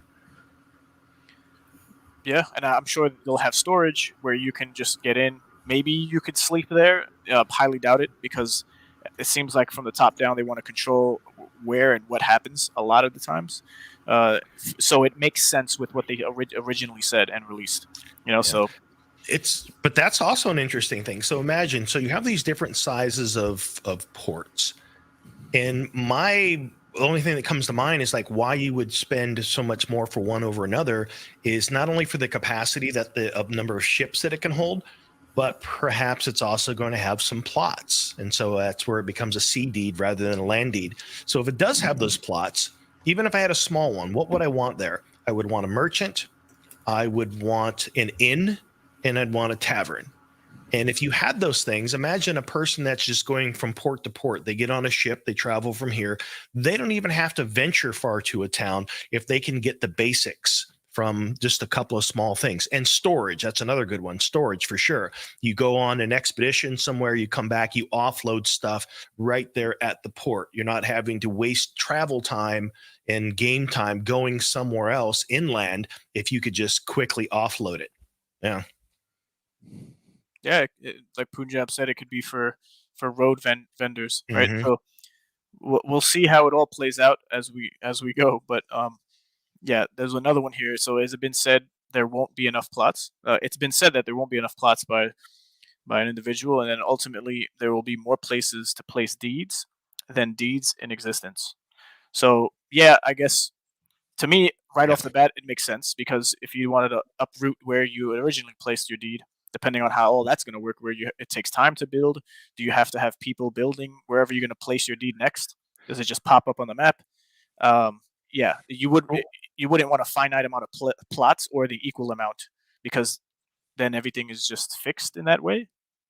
Yeah, Well, these are two different things. What he's saying here, one is related to plots. It says it's been said there won't be enough plots, but right. what he responded with doesn't answer that. It says Plots ultimately as in there'll be more buildings. places to place deeds, which means there will be more places to place your village Right. than Yeah, there on the are land deeds scale, in that's existence. interesting. Right, but the plots are for buildings. Yes. I'm understanding. Okay, so then yeah, there might be a finite fixed amount of plots for buildings, but there'll be more places to place deeds then. If you didn't, But that doesn't even relate. It's right, unrelated. It's basically saying I have a Yeah. village. There's going to be more places to place this village than there are villages to be placed. That's all he's saying, and that has nothing to do with plots. yeah. So I clipped these because they seemed interesting to talk about in conversation. Because again, nothing was definite in that conversation. But yeah, so then we have. Okay, I guess we can move on to the next one if we don't have anything else to say on that. But these things are what needs to be explained and walked through in an article, a white paper, or something. But again, it's so early for this to even be shared, because I don't think it's there yet, as far as the team is concerned. Oh, Punjab just that makes sense. Thank you for that. So we're talking about two different types of plots. We're talking about deed plots and building plots. So that's Great. but the first person that was Ink Knight wasn't. I didn't see clearly which one he was referring to. But Right. yeah, in McCarthy's reply, he's basically saying that there are more plots for land deeds than there are actual land deeds to be placed. Right. So thanks, Punjab, and bear with us, as these are just snippets of a much larger conversation that was had. Definitely check it out yourself, and you could run through them. So yeah, we have Miranda's Master McCarthy saying, yeah, we've been talking about a player accessing their blockchain inventory from within the game. You would need to see a building and its touch timer. So this is more now going down the rabbit hole of this touch timer, 3 days, if it's 3, what it looks like. And then we had some people commenting here. I like the idea of 3 days, though. I plan to mostly placing my own buildings. Okay, and then will this work too for building renters? And then we have, it's best if the rule applies to everyone. If you rent a building from someone and place it, the renter would have to touch the building. So yeah. Yeah, relates back to the first point we went over. Yeah, so we could just keep it moving here. But the touch timer is just that's the last one. Oh, okay, cool. So yeah, so outside of that snippet of a conversation that was had, McCarthy does come in and out of the chat, which he said he was going to do more often. But I guess we could briefly talk on Gala Game as the ecosystem, right, and the other games that are coming out. I personally have some involvement in assets when it comes to The Walking Dead, and Cool. the Vox drop came out for people to mint or to purchase. And what happened, again, I didn't get too deep into understanding it because my time is spent other places, but I did get there was an announcement that Gala was asking for people to send back Vox boxes that were minted, that they weren't supposed to get. So everyone who was whitelisted and then also minted, they were minting. I heard a story. This one guy got 10 Vox boxes, and that wasn't supposed to happen. So there was some complication that took place that had people who minted receive more than they were supposed to, or that was meant to be released. And now you had Gala Games, basically asking, and I'm not going to say begging, but they were just like, this is a big oopsie, and they want everyone to send back the Vox boxes that were around over 1 Ethereum at the time, and it slowly went down because more came into the ecosystem, right? So more were there versus what they initially tried to release. How many sent them back? They gave the address to where they should send it. So I haven't checked what was sent, but I don't know. I highly doubt that they'll get anywhere close to what they're thinking, or if none at all. So that was unfortunate. But the game play, which they had an AMA, Bitbender, it looks promising. It's more. It resembles the Ember Sword type of footage if you watch Ember Sword gameplay. So I thought that was pretty cool. And you're gonna have a plot depending on the rarity of the plot, you'll have a certain circumference or diameter, length and height around where the map is, and then you can have your zombies are going to be coming in hordes. You can have up to 4 people depending on the rarity. Again, I think for an uncommon it's 4, and you have your forge, you'll have your med kit. You could place up to a certain amount. I think it's pretty interesting. It would be a fun game to play. So I jumped in, and we'll see what happens. But there's a bunch of games in Gala's ecosystem. We'll just see how those economies turn out, because those developers are doing it in the way they think is best, I think. And that's the thing. I'm not sure how it works with Gala. Like, is there consultation? Is there any advisory from Gala on economies for any of these games? Or is it just these developers, depending on what games they want to build, have to do all that themselves? I'm curious because I haven't. So a person that's interested in Walking Dead, and I'm sure there's going to be a premium, since that is it's a brand, it's a well-known name that's got a TV series behind it. What is a reasonable amount if a person wanted to buy a plot? What's the smallest plot you can get?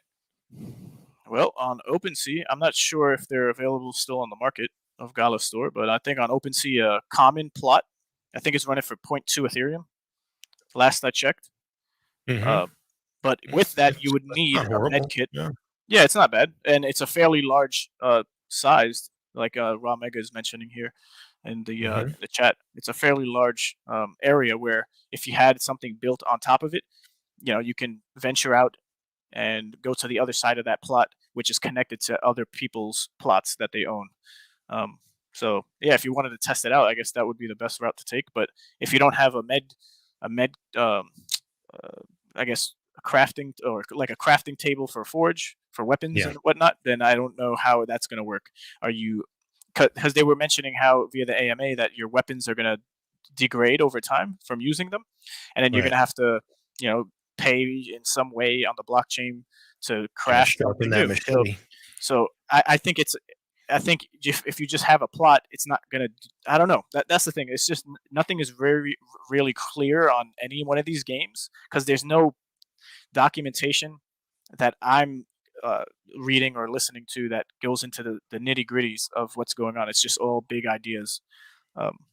So yeah, it's the lab for it. Thanks. This is such an interesting space that we're in, where it's like, don't worry what it does. Just buy it. Yeah. And don't worry how much you'll earn. Don't worry if there's going to be any staking of these assets like a lot of the projects do before the game even comes out. Because who knows? It could be 5 years you're holding these assets and you're not literally earning anything for them, but you could have made maybe hundreds of thousands of dollars into other protocols or platforms or games. So what is also fascinating to me, and this is a perfect example, and I say this and it sounds like critique, and I guess in a way it is, but I benefit from it. So the perfect example is Materium. So here's what we have. We have a game that we were told was going to be alpha last year, but now we're even having conversations now like, hey, what if all these what ifs, like there's no way we could have had an alpha last year if all these what ifs still exist about what the game would even be in the first place. So then we have all of these exemplars, and we've had a couple of different tests of server tests. And on the last one, you didn't really have to do anything. I literally logged in. I never even saw a ball of Materium because it was never there. But then I noticed I had all the check marks for all of my exemplars, which is like close to 100 of them. So I was thinking I was going to have to spend like freaking hours in there just trying to get them all to qualify. So then, and again, Materium was pulled out of thin air, because for the longest time it was like magic was going to be this very rare thing, but now apparently it's not. But now Materium is a token, and it's decided that it's going to be the token, a main. I don't even want to see it be the main token. I'd still like to see it be something else, but then Materium be this token that is related only to magic. But it sounds like it's going to be the main one. So then on the server test, just for showing up there, people literally got, like right now, I'll tell you exactly, I got 23,700 Materium for just logging into the server, which ends up being about 13.5. So they figured out a way to give people some value And I liquidated mine all right away because I'm not sitting in this place where I have enough speculation where I'm not trying to sit on stuff and speculate what it might be worth in the future when I don't even know what it does. So, Punjab, I didn't buy the lantern. And what's funny is I had the opportunity for a brief moment right before they shut it down. So if I had bought a couple of lanterns, those lanterns are worth 50. They're selling them now. I'm not saying they're worth that, but they're selling them for 50,000 Materium. So at 55 cents a piece, what is that, like $27,000 for a lamp? And we don't know what this lamp does yet. So it's a strange economy of stuff that we're placing a value on that we don't really know the value.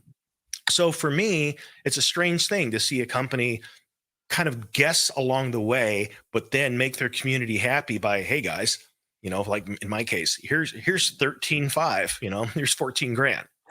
Just, yeah. But for what? What does it do? It's a strange time. Yeah, to rationalize and justify doing any of these things that I guess we all do on some level, whether we publicly share it or not, when it comes to our investments in the NFT gaming space, they're all on some level just kind of out there. It's like, these are not real things. Like a friend of mine, he tells me all the time, he's like, it's ether. It's called Ethereum for a reason. It's in the ether. It's not real. And he's not as involved in crypto at all, but his brother made out well in the early days of Bitcoin's inception up until the first run up, I guess in 2018, sorry, not inception of Bitcoin, but he made out well with Bitcoin. And he would always tell his brother, not learning much at all himself, get out while you still can. And it's always that get out during those ebbs and flows of the market. And I'm thinking much higher as far as the altitude of looking down of the whole space for why I stay in and have so for so much time. Yeah. But I wanted to get a lantern. I wasn't able to. And I actually bought some Ethereum at lower prices than what it is now. And I'm holding it still because, I don't know why, which is a good question, because I'm not willing to cough up 50,000 Ethereum for a lantern. I'm seeing what the prices are going to be. And so that's something that I'm needing to attend to as far as asset allocation. But yeah, it's just, how do you buy a lantern? We know what it does. It's going to be on forever. You don't have to use Materium in the game, and you don't have to relight it with fuel if that's something you have to craft in the game. So it's pretty straightforward on that end. But other than that, it's like, yeah. But that 50,000 Materium would buy a lot of torches, man. That is true. I'm all about. Versus what's going to be the cost of these items, of fuel, of wood, of any of the ingredients that are going to help you light your lantern.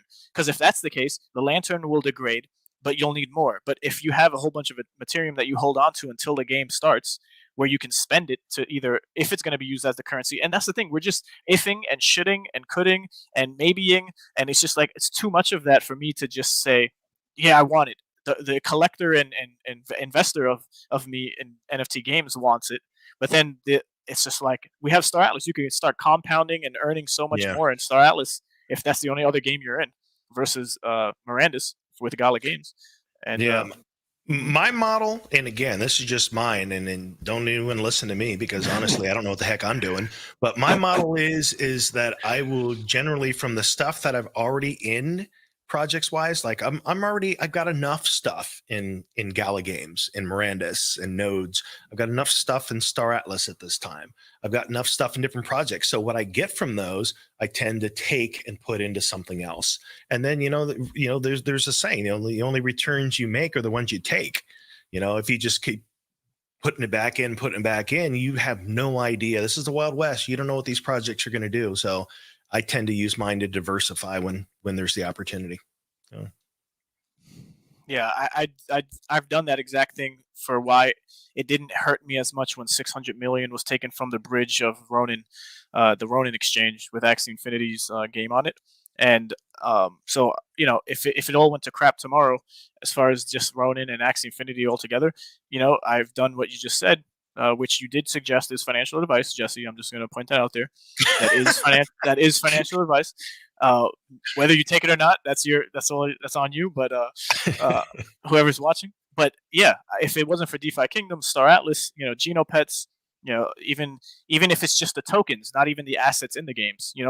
Like Elio trades imposters, or Heroes of Mavia, where you can stake the land, right? And like that's another game that I'm interested in. I have like more than enough games that I could even count, and I would have to probably look at my OpenSea account to see and remind myself, like, oh yeah, what's going on with that game, because I took a chance on it very early on.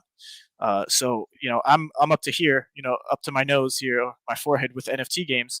And to your point, Jess, there's only a certain amount of time and money you'll be able to have to benefit the way you think you are in the short or long term with any of these. Because once one of these games come out, that's going to take up 8 hours of your day. If you're retired by then because of the appreciation of all your assets, then what all these other gaming assets you have, you better have scholars for them, and they better have the ability for you to rent them. If that's not a thing, right? It's going to be pretty hard for you to manage everything. So yeah, Ray plays 300 games daily. Right?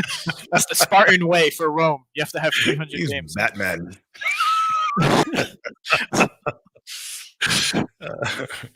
So I've made out, really well myself, and all thanks, like I said earlier, to Axie at the time. Outside of just crypto and DeFi related things, this is NFT gaming we mainly cover on the show.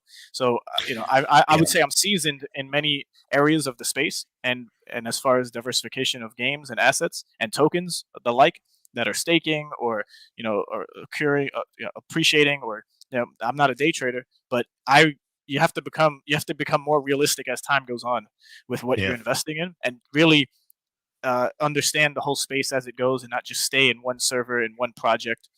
And manage your emotional attachment to a project, because we visually want the experience of what we think some of these games are going to provide us, but that doesn't mean that the team, the project as a whole, the support from the community, the tokenomics, things like Wild West hacking, like we don't know. There's so many variables that each of these projects has to jump over to get to the finish line, to where you're going to finally feel like the project you've invested in is matured into what you had hoped it would be. So again, it's like, we're all super, super early. Again, another reason to diversify, in my opinion, simply because we are way, way ahead of mainstream. We're so far ahead of just the average everyday gamer. And right now, that barrier to be crypto savvy, I think, is one of the biggest things that's going to serve this industry, is by having more people that are doing the educational part. And I've seen that come up a couple times, even in the comments. And there's a project that I'm working on that I'll share at a later date that is about educating people to help the onboarding process, because that's going to be better for the industry.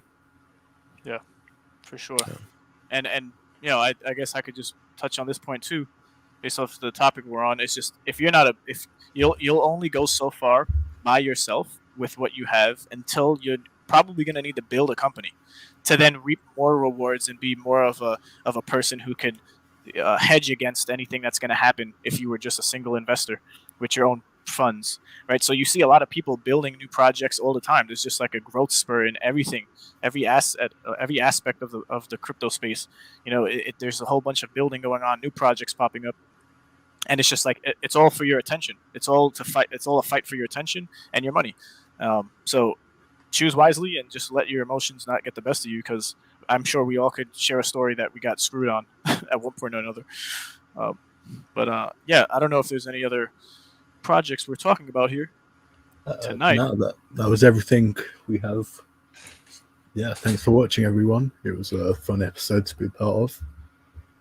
Yeah, no doubt. It's top of the second hour. Just shaved it right at the 2-hour mark. Nice.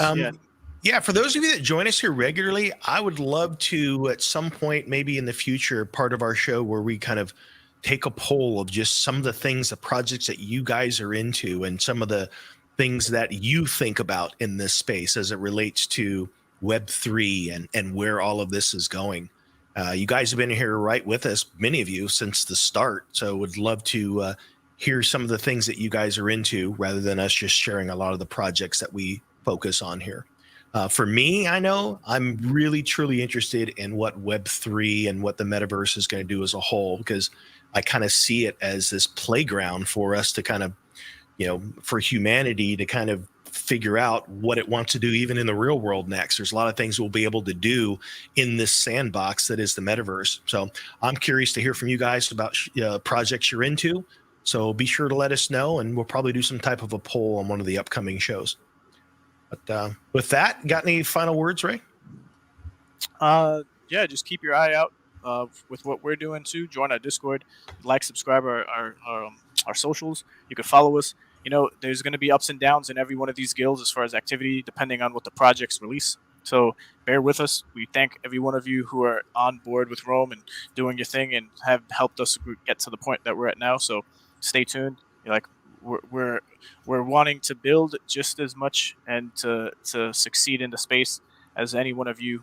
So let's keep doing it. We're here. We're early, and thanks for your attention. Indeed. Fancy, any closing thoughts? Yeah, protect yourself, guys. Use protection. That's right.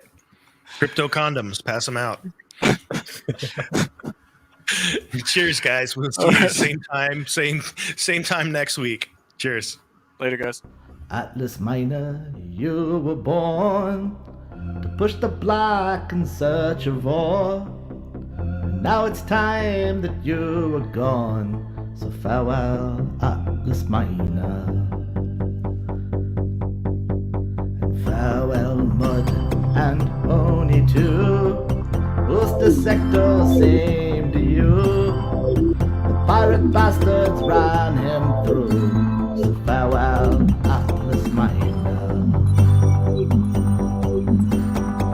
They promised you a diamond mine, but I'll be damned, it's hard to find. I hope there's justice for their crimes, and farewell, Atlas Miner. And farewell, friend, don't take it hard. Getting killed ain't all that bad. They'll treat you well in the repair yard, so farewell, Atlas Miner.